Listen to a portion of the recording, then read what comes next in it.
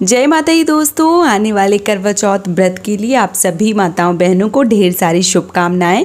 भगवान श्री हरि विष्णु आपकी जोड़ी हमेशा सलामत रखें और आप जीवन पर्यंत अपने पति की लंबी आयु के लिए करवा चौथ का व्रत करती रहें, यही कामना करती हूँ। और इसी कामना के साथ आज का जो वीडियो है वो मैं शुरू कर रही हूँ। दोस्तों, आज के वीडियो में मैं बात करने वाली हूँ करवा चौथ के दौरान यदि आप मासिक धर्म या पीरियड से गुजर रहे होते हैं तो आपको पूजा कितने दिन बाद करना चाहिए, कैसे करना चाहिए और संपूर्ण जानकारी जो है वो इस वीडियो में आप सबके साथ शेयर करूँगी। तो चलिए वीडियो को कर लेते हैं शुरू और जान लेते हैं करवा चौथ में पीरियड से जुड़ी समस्त महत्वपूर्ण जानकारी। जैसे कि आप सबको पता है, करवा चौथ का व्रत साल 2025 में रखा जा रहा है 10 अक्टूबर को। दिन जो है वो शुक्रवार का पड़ रहा है। ऐसे में बहुत सारी ऐसी बहनें जो करवा चौथ का व्रत पहली बार उठाएंगी या बहुत सारी बहनें पहले से ही करवा चौथ का जो व्रत है वो करती चली आ रही हैं। इस वर्ष करवा चौथ के व्रत में उनके साथ मासिक धर्म, रजस्वला धर्म या पीरियड्स की परेशानी हो रही है। ऐसे में उनको समझ में नहीं आ रहा है कि वो जो व्रत है, पूजन है, वो किस प्रकार से करें, कैसे करें। तो सबसे पहले बोलना चाहूँगी कि करवा चौथ का जो व्रत है वो पति की दीर्घायु की कामना को लेकर किया जाता है और इस व्रत में शिव परिवार के साथ साथ करवा माता की पूजा करने का और चंद्रदेव की पूजा करने का विधान जो है वो बताया गया है। और ऐसे में सबसे बड़ी परेशानी होती है तब जब हम मासिक धर्म या पीरियड से गुजर रहे होते हैं। उस समय हम जो पूजा पाठ है वो नहीं कर पाते हैं और बहुत सारी तैयारी जो है वो हम कर लेते हैं और ऐसे में बहुत सारी संशय जो है वो बनी रहती है कि अब हम क्या करें, कैसे करें। तो आप सबसे बोलना चाहूँगी कि आप बहुत ज़्यादा ना सोचें समझें और बहुत ज़्यादा इस बात के लिए अपने आप को दुखी ना होने दें कि ऐसी सिचुएशन में अब हमें क्या करना चाहिए। आप पूरी विधिवत रूप से व्रत कर सकती हैं।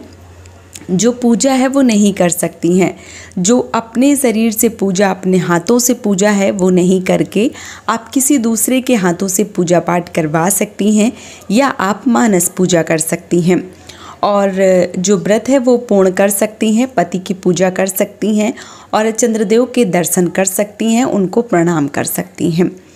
अब जो बहनें मान लीजिए कि ऐसी अवस्था से गुजर रही हैं, ऐसी बहनों को जो अर्घ है वो अपने से जो भी बड़े हैं, घर में ननद हैं, देवरानी जेठानी हैं, सास हैं, उनसे आप अर्घ जो है वो दिलवा दीजिए।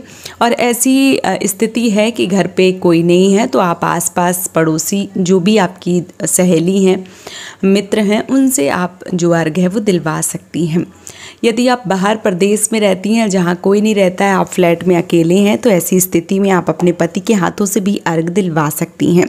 बच्चों से अर्घ ना दिलवावें क्योंकि बच्चे जो हैं वो अर्घ नहीं दे सकते हैं क्योंकि ये सुहाग का व्रत होता है और इसमें पति पत्नी जो पूजा पाठ है वो करते हैं, लेकिन बच्चे जो है वो इन्वॉल्व नहीं होते हैं। इस बात का विशेष रूप से ध्यान जो है वो रखना चाहिए। अब बात करते हैं कि पूजा जो है वो हमें कितने दिन बाद करनी चाहिए। तो देखिए, कोई भी पूजा हो, कोई भी पाठ हो, हमारे जो भी धार्मिक शास्त्र हैं उसमें 3 दिन का वर्णन मिलता है कि 3 दिन तक नारी स्त्री जो है वो रजस्वला धर्म में अशुद्धि की अवस्था में रहती हैं और 3 दिन के बाद चौथे दिन वो रसोई घर और 5वें दिन वो देव कार्य के लिए निवृत्त बताई गई हैं। तो 3 दिन तक तो आप पूजा का कोई भी सामान नहीं छू सकते हैं, पूजा पाठ नहीं कर सकते हैं और जो अर्घ इत्यादि है वो नहीं दे सकते हैं। यदि 3 दिन हो गए हैं आप पूर्णतया, क्योंकि कई लोग 2-3 दिन में ही निपट जाते हैं, चौथे दिन 5वें दिन वो पूर्णतया साफ स्वच्छ हो जाते हैं। तो चौथे दिन जो है वो आप रसोई घर में जैसे फरा इत्यादि बनाए जाते हैं तो वो सारी चीज़ें जो है वो बना सकती हैं और रसोई घर में जो भी पूजा पाठ का जो भी आइटम बनता है वो सब बना के और आप किसी दूसरे से भी पूजा करवा सकती हैं। और यदि आप पूर्णतः साफ स्वच्छ हैं तो आप देख लीजिए यदि आपके यहाँ चौथे दिन जो है वो किया जाए। कुछ लोग कर लेते हैं चौथे दिन क्योंकि 3 दिन का विधान है और कुछ लोग नहीं करते हैं।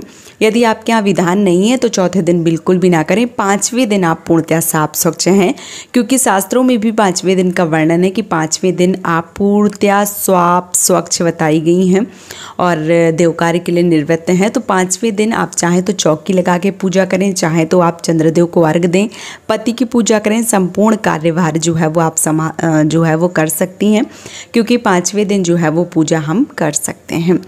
3 दिन तक जो भी नारी स्त्री हैं, बहनें हैं, माताएं हैं, 3 दिन तक बिल्कुल भी पूजा पाठ ना करें और 3 दिन तक बिल्कुल भी किसी भी सामान को टच ना करें। इस बात का विशेष रूप से ध्यान जो है वो रखना चाहिए, क्योंकि 3 दिन जो है वो अशुद्धि अवस्था में बताए गए हैं।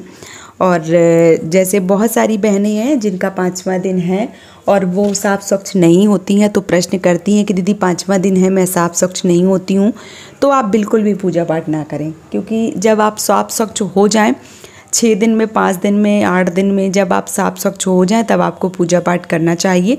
यदि आप कहीं से भी कुछ भी थोड़ी बहुत दिक्कत है, फिर भी आपको पूजा पाठ जो है वो नहीं करना चाहिए। और जो बहनें मान लीजिए कि एक बार प्रश्न करती हैं कि दीदी 5वें दिन पूजा करना उचित है, तो हाँ बिल्कुल उचित है। 5वें दिन आप पूजा कर सकती हैं। 5वें दिन में कोई भी दिक्कत नहीं है, क्योंकि हमारे शास्त्रों में 5वें दिन का उल्लेख दिया गया है कि 5वें दिन पूजा हो सकती है। 5वें दिन का जो उल्लेख है वो हमारे धर्म शास्त्रों में मिलता है, तो हम 5वें दिन पूजा पाठ जो है वो कर सकते हैं बिना किसी विघ्न बाधा के। यदि हम साफ स्वच्छ हैं तो 5वें दिन पूजा जो है वो कर सकते हैं। कई सारी बहनों के प्रश्न आते हैं कि दीदी पहला दिन, दूसरा दिन, तीसरा दिन है, हम क्या करें? और जो पीरियड्स है वो 1-2 दिन ही आता है, हम तीसरे दिन पूर्णतः साफ स्वच्छ हो जाते हैं, तो क्या पूजा कर लें? तो 3 दिन तक मैं बिल्कुल मना करूंगी कि 3 दिन तक आपको पूजा पाठ जो है वो बिल्कुल नहीं करना चाहिए। इसके साथ ही साथ अगर आप साफ स्वच्छ हो जाते हैं तो 3 दिन के बाद आप पूजा पाठ जो है वो कर सकते हैं। इस बात का विशेष रूप से ध्यान जो है वो आपको रखना चाहिए। अब बात करते हैं कि पीरियड्स के दौरान क्या हम श्रृंगार इत्यादि चीज़ें जो है वो धारण कर सकते हैं, नई साड़ी, नई चूड़ी, ये सारा चीज़? तो हाँ बिल्कुल, आप 16 श्रृंगार जो है वो धारण करके विधिवत रूप से पूजन अर्चन जो है वो कर सकती हैं। इसमें किसी भी प्रकार की कोई परेशानी, कोई दिक्कत जो है वो नहीं है। और यदि आप मान लीजिए पहला, दूसरा, तीसरा दिन है तो आप मानस पूजा कर सकती हैं, चंद्रदेव के दर्शन कर सकती हैं, कथा सुन सकती हैं और पति पूजन कर सकती हैं। इसके अलावा ना कोई चौकी लगा सकती हैं और ना ही चंद्रदेव को अर्घ दे सकती हैं। आप जो अर्घ है वो आप अपने पति के हाथों से भी दिलवा सकती हैं। और रह गई चौकी लगा के पूजा करने की, तो वो आप नहीं कर सकती हैं यदि आपका 1, 2, 3 दिन है तो।